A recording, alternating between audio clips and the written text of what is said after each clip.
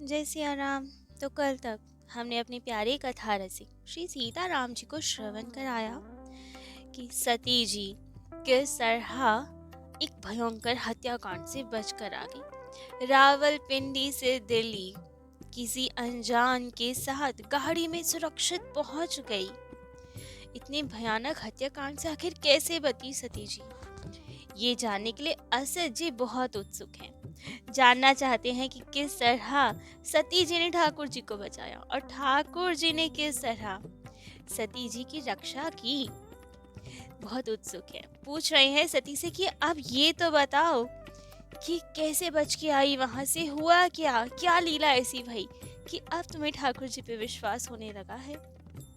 तब तो सती जी ने कहा कि जैसे ही गुरुजी ने मुझे बताया कि हत्याकांड होने वाला है, यहाँ पे राक्षसी लीला होगी, तुम निकलो यहाँ से, तभी मैं गई अपने नंदोई के पास और उनसे हत्याकांड की सब बातें कही। लेकिन नंदोई ने मुझ पे विश्वास नहीं किया, कहा क्या नॉनसेंस है, गुरुजी क्या जाने, पुलिस कमिश्नर मेरे दोस्त हैं, यदि ऐसा कुछ होने वाला होता तो वे मुझे अवश्य बताता, और कल ही तो मेरी उनसे बात हुई है, तब तो ऐसा उन्होंने कुछ नहीं कहा, तो ऐसा कुछ नहीं होने वाला। सती जी ने कहा कि अब जब वे मेरे पे विश्वास ही नहीं कर रहे तो मैं क्या करती। संध्या समय इसीलिए मैंने तुम्हें तार भेजा मामा जी, कहा कि तुरंत चले आओ यहाँ पर। लेकिन दूसरे ही दिन प्रातः काल मैंने देखा नंदोई का मुंह तो फीका पड़ा हुआ था। बहुत घबराए हुए थे, वे आए मेरे पास और कहा आज सवेरा होते होते गुंडों ने मार काट शुरू कर दी है, पुलिस कुछ भी नहीं कर पा रही है। उसी समय उनकी एक पड़ोसन आई आयशा, जो सती जी को बहुत प्यार करती थी, वे बोली कि अभी तुरंत आप लोग यहाँ से भाग जाइए, नहीं तो रक्षा कोई नहीं कर पाएगा आपकी। उन्होंने बताया कि एक प्लेन जाने वाला है कुछ हिंदुओं को लेकर, तुरंत उसमें बैठो और जाओ। नंदोई ने ये सब सुनते ही एरोड्रम में फोन किया और वहां से भी उत्तर मिला कि तुरंत आ जाओ, 1 घंटे में प्लेन छूटने वाला है और आप लोगों के लिए 4 सीटें रिजर्व करके रखी हैं, लेकिन कुछ भी सामान मत लेकर आना, केवल आप लोग आ जाओ। यदि बहुत आवश्यक हो तो केवल एक सूटकेस लाना, उसके अलावा कुछ मत लेकर आना। अब नंदोई जी प्रसन्न की ठीक है, हमारी 4 सीटें रखे, हम अभी गाड़ी से वहां पे आ रहे हैं।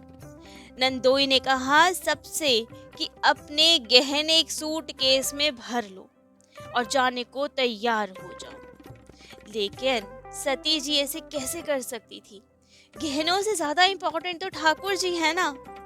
तो सती जी ने कहा तो ठाकुर जी, लेकिन तभी नंदोई ने कहा ठाकुर आकुर कुछ नहीं, वे रखेंगे नहीं इतने बड़े पत्थर के ठाकुर जी को, तुम चलो अभी, सिर्फ गहने रख लो और कुछ जाना अलाउड नहीं है वहाँ पे। लेकिन सती जी ये सुनकर अपने कमरे में चली गई। सास और नंद पीछे पीछे आई गहने लेने उनसे, लेकिन सती जी ने कह दिया गहने आदि सब ले जाओ, लेकिन मैं अपने ठाकुर जी को लिए बिना नहीं जाऊंगी, मरना होगा तो मर जाऊंगी, लेकिन इन्हें लिए बिना नहीं जाऊंगी। उनकी पड़ोसन आयशा ने कहा नहीं बहन, तुम ये क्या कर रही हो, तुम्हें मारेंगे नहीं वो लोग, उठा कर ले जाएंगे, जो कि मरने से भी बुरा होगा, तुम जानती हो वे क्या करते, तुम जल्दी करो, बस आते ही होंगे वो लोग यहाँ पे। अब ये सब सुन के तो सास और नंद और पीछे पड़ गई कि चलो यहाँ से, छोड़ो ये ठाकुर जी, क्योंकि सास और नंद को शायद सती जी से ज्यादा उनके गहनों की चिंता थी। लेकिन सती जी ने तो तुरंत मना कर दिया, नहीं मैं नहीं जाऊंगी, नहीं जाऊंगी अपने ठाकुर के बिना, मेरा जो होगा सो होगा, वो ठाकुर जी जाने क्या होगा। ठाकुर जी कहते हैं ना मैं अपने भक्तों की रक्षा करता हूँ, तो देखा जाएगा, इस बार मैं उनकी परीक्षा करूंगी और वे मेरी, इस पार या उस पार। ये सब सुनकर तो सास भयभीत हो गई, बोली बहू तुम पागल हो गई हो क्या।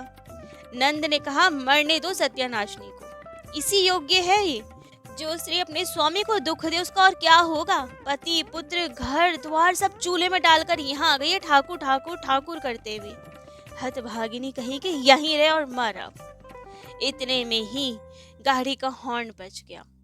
हल्ले गुल्ले की गूंज से आकाश पूरा कंपित हो गया। सास नंद नंदोई जाकर गाड़ी में बैठ गए। आयशा भी अब आंसू पोंछते हुए अपने घर को चली गई और सती जी ने अपने घर का दरवाजा भीतर से बंद कर लिया और आकर बैठ गई अपने ठाकुर जी के सामने। उनके चरणों में सर रखकर खूब रुदन करने लगी, खूब रोया। बस रोना और मन ही मन कहना, ठाकुर तुम यदि अंतर्यामी हो तो ये अवश्य जानते होंगे कि मैं तुम्हारे सिवा और कुछ नहीं जानती हूँ। तुम रखो या मारो, पर इतनी कृपा अवश्य करना कि मेरे शरीर को कोई हाथ ना लगा पाए। अब कितनी ही देर सती जी उनके चरणों में बैठी रोती रही, ये तो उनको भी नहीं पता था। लेकिन इस समय भी सती जी को ये आभास अवश्य था कि कोई ना कोई अज्ञात शक्ति उनको घेरे हुए है, जिसके कारण वे अभय है। जानती थी कि कोई मेरी रक्षा अवश्य कर रहा है, मैं एक सुरक्षा कवच में हूँ। ऐसा उनके हृदय में दृढ़ विश्वास था, आभास हो रहा था, अनुभूति हो रही थी। तभी उनके हृदय में एक अपूर्व शांति विराज रही थी। अचानक से ही उन्होंने सुना एक आर्तनाद। मुड़कर देखा तो खिड़की से दिखाई दिया कि एक हिंदू के घर में आग लगी हुई है। गुंडे वहां से एक लड़की को उठाकर ट्रक में डाल रहे हैं। लड़की चीख रही है, बचाओ बचाओ, लेकिन राक्षस भी भक्षक बने हुए हैं। पुलिस आदि भी गुंडों का ही साथ दे रही है। इतने में ही अब सती जी ने सुनाई दिया कि उनके घर के दरवाजे पे धक्कों की आवाज आ रही है, कुल्हाड़ियों की आवाज आ रही है। कोई उनका दरवाजा तोड़ना चाह रहा है। इतने में ही दरवाजा टूट गया। घर में घुस आए कुछ शराबी, नशे में चूर 4-5 गुंडे, जो कि सती जी को देखते ही चीख पड़े, आहा माशाअल्लाह क्या खूबसूरत है ये। दूसरे ने बोला कि हाँ ये तो बहुत मजेदार लग रही है, इसे तो बेचने में भी हम माला माल हो जाएंगे, खूब आनंद लेंगे इससे, ले चलो इसे अब। लेकिन दोनों जैसे ही सती जी की ओर बढ़ने लगे, तभी सती जी ने गरज कर कह दिया, खबरदार हाथ नहीं लगाना मुझे। और एक और अपने सारे गहने उतार उतार कर सती जी फेंकने लगी। अब गहनों के लिए तो उन गुंडों में हबड़ा तबड़ी मच गई, छीना झपटी मच गई। सब गुंडे अब गहनों के पीछे भाग गए और आपस में झगड़ ही रहे थे वे लोग कि कौन कितने गहने लेगा। उसी समय एक और व्यक्ति दिखा जो कश्मीरी जैसा लग रहा था, जो शायद उन सब का नेता था। वो चुपचाप ये सब देख रहा था। लेकिन तभी उसके कान में किसी व्यक्ति ने कहा, एक गुंडे ने कहा, उस्ताद रहमत ले चलो इसे, सरदार अब्दुल्ला को नजर करेंगे, इसे लंबी बख्शीश मिलेगी हम लोगों को। उसने कहा, नहीं, इसको तो मेरे लिए छोड़ दो, तुम लोग दूसरे कमरे में जाओ और सब सामान बटोर लो, लूट लो। और ये सब सुनकर सब गुंडे दूसरे कमरे में चले गए और सब सामान लूटने लगे। और वो कश्मीरी वहीं सती के पास रह गया। तब तो वो कश्मीरी रहमत सती जी के निकट गया, धीरे से विशुद्ध बंगला में बोला, शिगगिरी आमार संग बेरियो पड़ो यदि बाचते चाओ। अर्थात उससे बोला, शीघ्र मेरे साथ निकल पड़ो यदि बचना चाहती हो तो।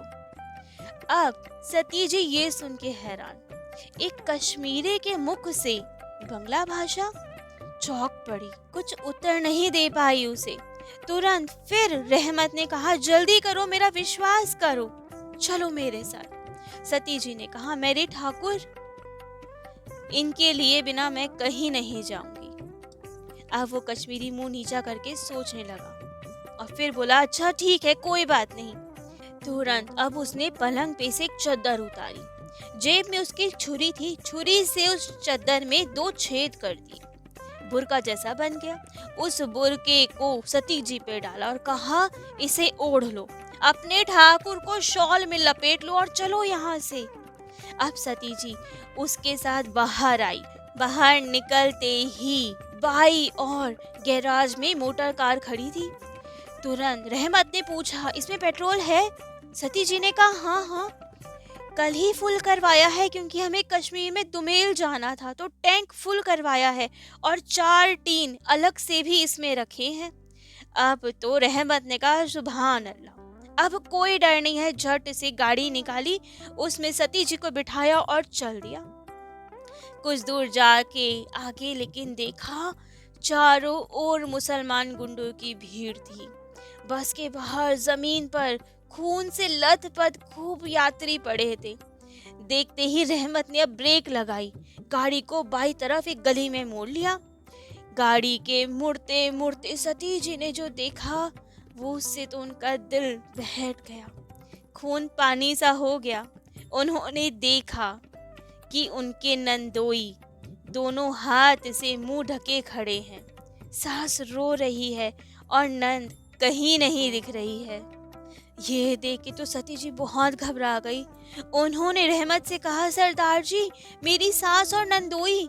सरदार ने कहा, रहमत ने कहा, चुप चुप, देखो 2 गुंडे सामने खड़े हैं, और गाड़ी आगे बढ़ा दी।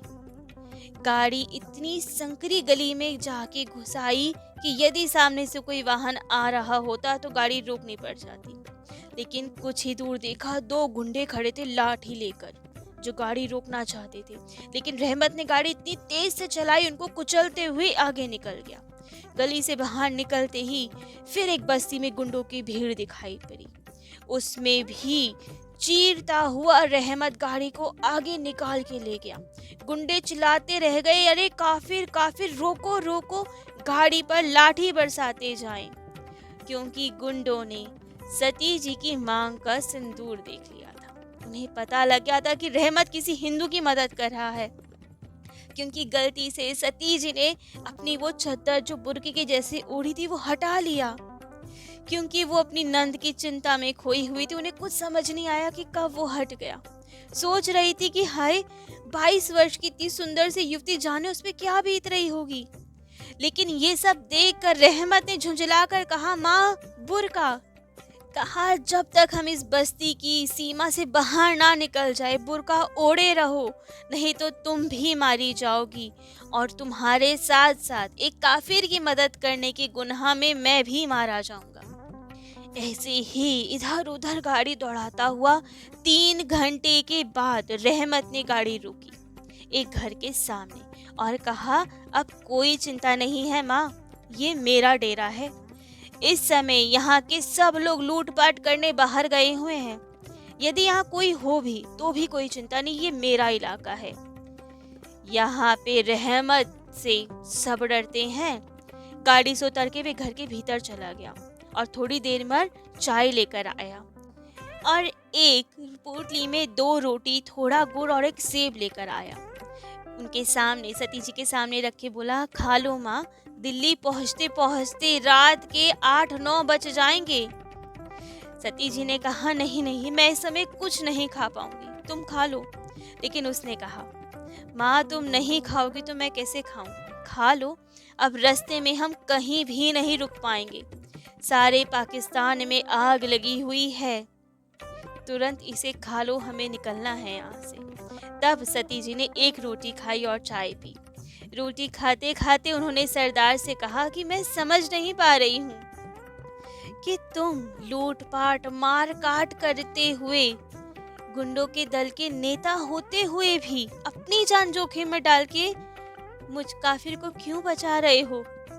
क्या सूझी तुम्हारे मन में? मेरे प्राण जानने को आतुर है रहमत कि तुम मुझे क्यों बचा रहे हो। क्या तुम मुसलमान नहीं हो? क्या तुम बंगाली हिंदू हो?